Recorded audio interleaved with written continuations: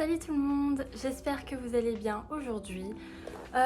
Pour moi ça va très bien, il fait très beau aujourd'hui et du coup je me suis dit pourquoi pas faire une vidéo avis lecture. Donc sans plus tarder, nous pouvons commencer.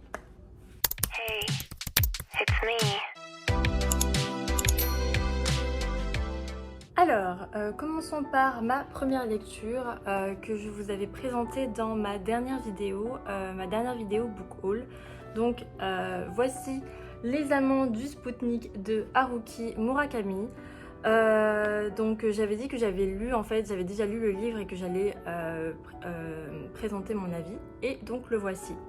Donc pour celles et ceux qui ne connaissent pas, alors l'histoire est que nous allons suivre le narrateur dont on ne connaît pas le nom. On sait juste qu'il s'appelle K. Donc ce narrateur est en fait secrètement amoureux de son ami Sumire, et donc il va un petit peu dissimuler ses sentiments, et en fait cette dernière, Sumire, elle va tomber amoureuse, en tout cas elle va être fortement éprise d'une femme plus âgée qu'elle, et mariée. Donc je crois que son nom, je me rappelle plus, je crois que son nom c'est Miu. Et du coup voilà, elle va tomber un peu amoureuse de Miu, qui va être un peu mystérieuse, très élégante, très classe. Et du coup Sumire va un petit peu développer une sorte d'obsession envers elle. Donc on va un petit peu suivre ce triangle amoureux pas très commun, et jusqu'au jour en fait où le narrateur va, la femme âgée, Miu, va appeler le narrateur disant que il faut absolument qu'il vienne en Grèce parce qu'apparemment Sumire aurait disparu.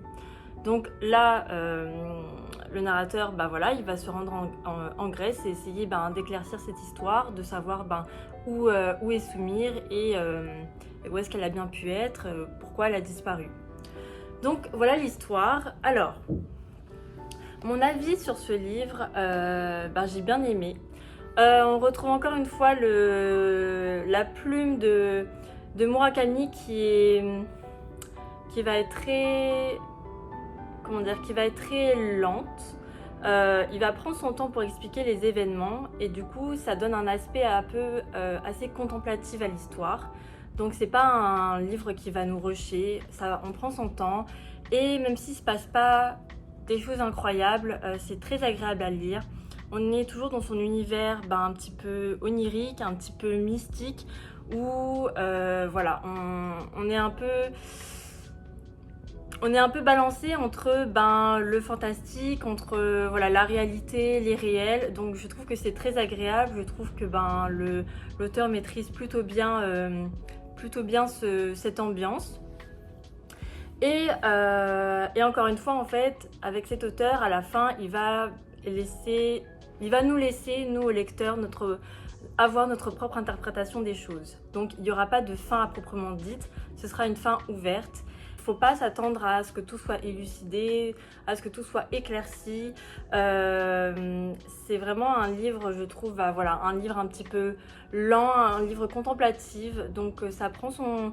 Voilà, comme j'ai dit, il ne se passe pas des trucs vraiment de dingue, mais j'ai trouvé quand même la lecture très agréable. Donc je trouve qu'il a vraiment cette capacité, cette habileté à nous rendre la lecture agréable, même si il va pas se passer grand chose. C'est vraiment ce côté, voilà, on est dans le rêve, on est dans le fantastique, un peu dans la magie, et voilà, pour moi ça a fonctionné. Donc c'est un livre que je recommande. En plus c'est une courte lecture, donc assez sympathique. On a un peu voilà, des personnages énigmatiques, il y a beaucoup de thèmes abordés, hein. On est face à des... Ça parle un peu, ça va parler de la solitude, ça va parler de l'amour, ça va parler de la quête de soi, d'essayer d'avoir une place en fait dans ce monde, surtout dans le personnage de Sumire qui va essayer un petit peu de chercher un sens à sa vie. Donc voilà, il va être question voilà, de tout ça. Donc je trouve que j'ai trouvé vraiment que c'était vraiment très bien. Juste voilà, vous n'aurez pas des réponses à toutes vos interrogations. Moi, ça n'a pas été dérangeant, mais peut-être que pour certaines et certains, ça peut laisser, je sais pas, un goût inachevé, même s'il nous laisse vraiment avoir notre propre interprétation des choses. Et voilà. Je me rappelle que j'avais lu un de ses livres un peu plus jeune et j'avais pas du tout adhéré à son univers. Et là maintenant je trouve que j'y suis beaucoup plus, genre j'aime beaucoup plus maintenant qu'avant. Donc des fois ça peut prendre peut-être plusieurs lectures ou la bonne lecture pour rentrer dans l'univers de cet auteur. Parce que comme j'ai dit, voilà, c'est très onirique, mystique, voilà, un petit peu envoûtant. Et il faut aimer quand même. Enfin, faut se laisser surprendre, disons. Voilà. Mais c'est une lecture que je recommande. Ensuite, maintenant, passons à un thriller. Donc voici La colère de S.A. Cosby. Donc on est un petit peu dans un polar, dans un roman noir où nous allons suivre, alors nous sommes dans l'état de Virginie, voilà. Nous allons suivre deux pères, un homme noir et un homme blanc, qui vont tous les deux apprendre l'assassinat de leurs fils respectifs. Et donc après ça en fait, l'assassinat est appris dès le début, hein, il n'y a pas de spoil. Du coup, il va y avoir de la part des deux pères beaucoup de chagrin, ça c'est sûr, et aussi énormément de culpabilité, parce qu'en fait, leurs deux fils en fait étaient tous les deux sortaient ensemble, ils étaient mariés. Et les deux pères n'ont jamais pu accepter complètement leur homosexualité. Donc il y aura un petit peu cette culpabilité qui va se transformer un peu en un désir de vengeance. Et du coup ils vont essayer tous les deux, ils vont faire équipe tous les deux pour essayer de retrouver ceux qui ont bien pu assassiner leur fils. Et essayer de comprendre le pourquoi du comment. Si c'était un crime homophobe, un crime raciste, un crime de haine, tout ça à la fois. Voilà, donc l'histoire va être un petit peu centrée sur cette enquête et voilà. Alors j'ai beaucoup aimé, très belle plume,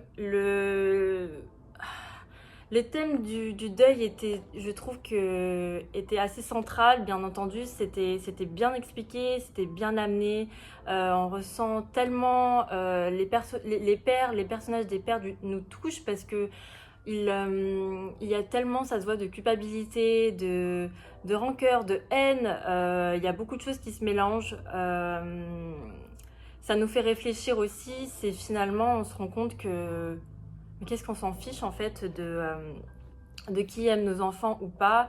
Une fois en fait qu'ils sont morts, tout ça en fait n'a plus d'importance. Et on sent tellement le poids de la culpabilité en eux qu'ils ils essaient un petit peu ça leur sert un peu de carburant pour essayer de venger leur fils. Et du coup, voilà, je trouve que le thème du deuil est très bien et justement écrit. Et à côté, voilà, on a l'enquête qui est, du coup, voilà, l'action est vraiment omniprésente. On a un style haletant, voilà, on a envie de savoir, etc. C'est assez rapide, hein, forcément, dans un thriller. Alors, donc, de manière générale, j'ai beaucoup aimé l'histoire, j'ai beaucoup aimé la plume. Ça me donne en tout cas très envie de lire son nouveau roman qui s'appelle Le sang des innocents. Donc voilà, j'ai très hâte de lire ce livre-là aussi. Et après, le petit bémol que j'aurais à trouver au livre, c'est que l'identité du meurtrier est assez prévisible. Donc voilà, le coupable, finalement, on voit un petit peu la chose venir. Et aussi, il y a quelques révélations qui étaient, selon moi, assez prévisibles. Donc, alors, c'est un petit peu la petite contrariété, parce que forcément, dans un thriller, on a envie quand même d'être un peu scotché à la fin, d'être surpris, de se dire, oh mon Dieu, c'était ça. Après, c'était pas non plus trop dérangeant, parce que finalement, j'ai lu le livre assez rapidement. C'était, voilà, l'action était là. On s'attache un peu quand même aux personnages, on ressent énormément leur douleur à travers le livre, donc pour ça c'était vraiment une bonne lecture. Donc juste le petit truc, c'est que c'est un peu, je trouve, certaines choses sont un peu prévisibles, certains événements, l'identité du coupable, Voilà. Mais à part ça, c'était très bien et je recommande cette lecture si vous avez envie de découvrir cet auteur. Voilà. Alors passons maintenant à l'une de mes dernières lectures. Donc là on va basculer dans un autre genre, dans un autre registre. Donc je vous présente Le Misanthrope, alors écrit par notre célèbre Molière. Donc voilà, comme on sait, hein, Molière qui a toujours, à travers le théâtre veut un petit peu s'amuser, veut se moquer gentiment de l'aristocratie française. Donc sous la forme d'une satire, en fait, il va faire énormément de critiques de la société. Et ce livre n'y échappe pas. Nous allons suivre notre protagoniste Alceste, qui va être notre misanthrope de l'histoire, un grand mélancolique, qui on a juste ras-le-bol des gens, de manière voilà, vraiment littérale. Il est affligé par tout ce que représente la société, tout ce que représentent les humains. Il en a marre de la frivolité, de la superficialité des gens, de leur hypocrisie, de leur méchanceté. Tout ça en fait, il en a marre. Sauf que il est dans l'histoire, en fait, dans la pièce, fortement épris d'une femme, je ne me rappelle plus son prénom, Climène je crois. Non, Célimène, pardon. Donc il est fortement épris de Célimène, mais il se trouve que cette femme, elle incarne en fait tout ce que Alceste en fait condamne fortement. Donc elle aussi, elle est un petit peu assez superficielle, assez frivole, quelque part un peu hypocrite. Mais Alceste en fait, lui, il est vraiment à l'extrême, c'est qu'il va vraiment tout détester et tout exécrer.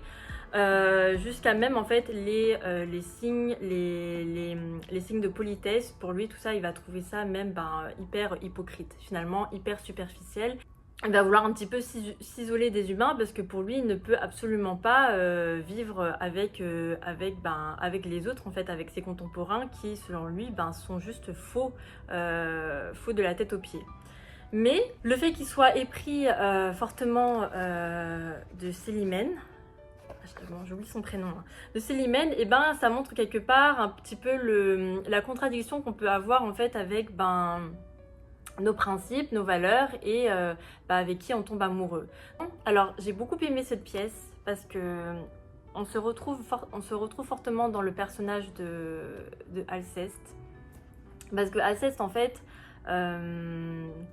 il va vivement critiquer l'injustice qu'il y a entre les hommes, il va vivement critiquer la méchanceté des hommes et aussi critiquer les hommes, enfin les personnes, les humains qui acceptent la méchanceté et l'injustice. Donc pour lui c'est un tout, genre il déteste tout le monde. Bon voilà, un réel mépris pour l'humain. Mais en fait à travers le personnage alors de son ami, c'est quoi son prénom déjà ?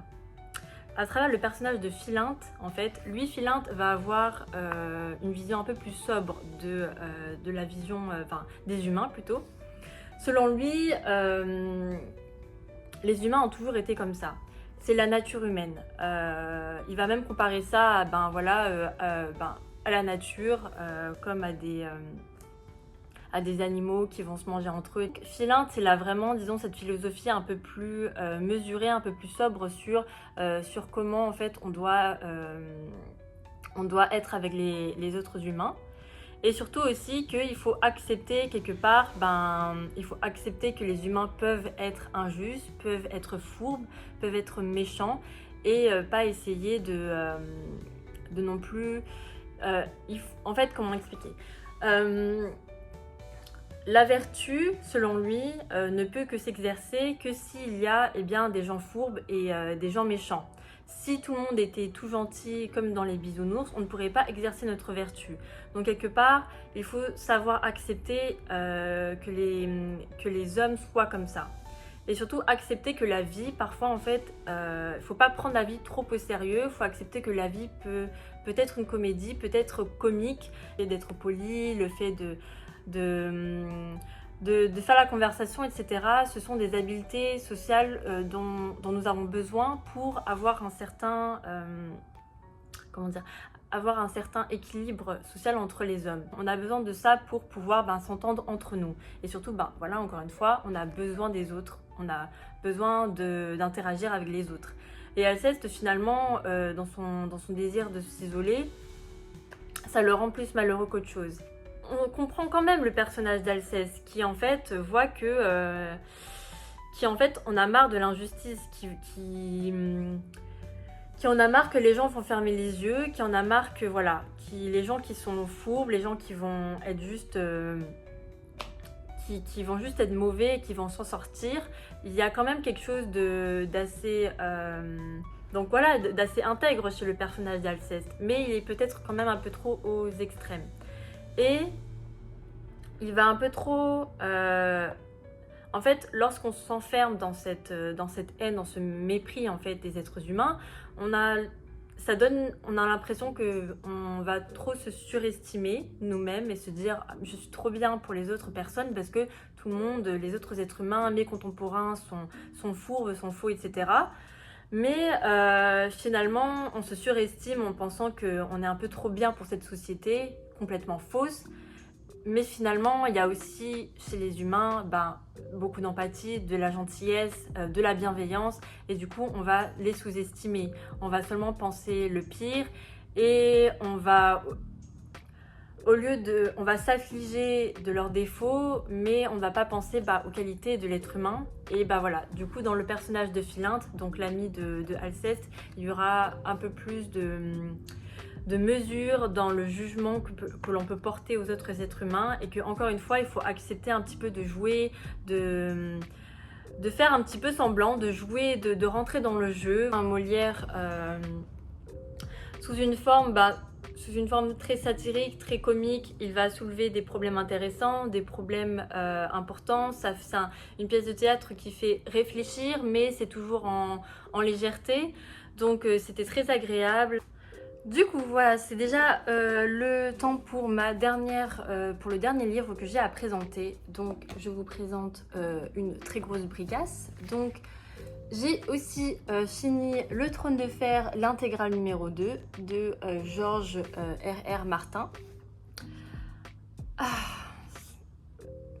Que dire à part liser cette saga en fait, c'est juste incroyable, c'est juste épique. Moi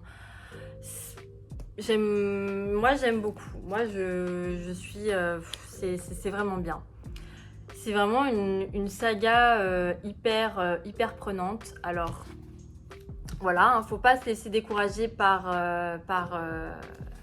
le poids, par la bricasse que sont ces livres. Je trouve que ça vaut vraiment le coup. Alors, pour celles et ceux qui ne connaissent pas, qui n'ont pas lu le livre ou qui n'ont pas regardé la série, nous nous trouvons dans un Moyen-Âge fictif. Donc nous sommes dans des temps moyenâgeux où on va suivre dans l'immense continent fictif, voilà, de Westeros ou Westeros. Nous allons suivre plusieurs familles de noblesse qui vont essayer de se disputer le fameux trône de fer. Donc le trône de fer, qu'est-ce que c'est en fait? Le trône de fer va représenter toute l'autorité suprême sur les 7 royaumes. Et donc là, on va être les témoins de fourberies, on aura plein d'intrigues où tout le monde va essayer de tuer tout le monde. Tous les coups sont permis, quoi. Donc bon, il y a bien l'esprit du Moyen-Âge où en fait tout le monde meurt et où en fait surtout dans la royauté, t'as toujours quelqu'un qui voudra te supprimer. Mais en tout cas, c'est vraiment trop bien.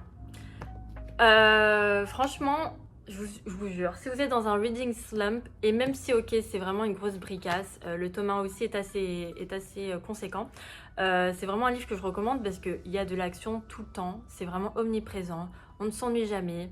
On a le point de vue de plusieurs personnages à chaque chapitre, donc il y a toujours, voilà, c'est pas redondant, on va pas retourner en arrière quand c'est un autre personnage ou quoi, ça continue, l'histoire est vraiment, elle est super prenante, il y a plein d'intrigues, il y a plein d'histoires, enfin vous aurez tout là-dedans.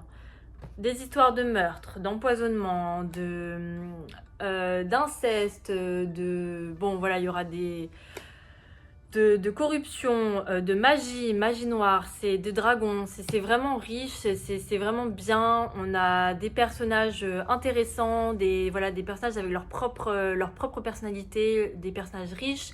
Il y a beaucoup d'humour, je trouve, dans ce livre. Il y a beaucoup d'humour noir aussi, si vous aimez ça.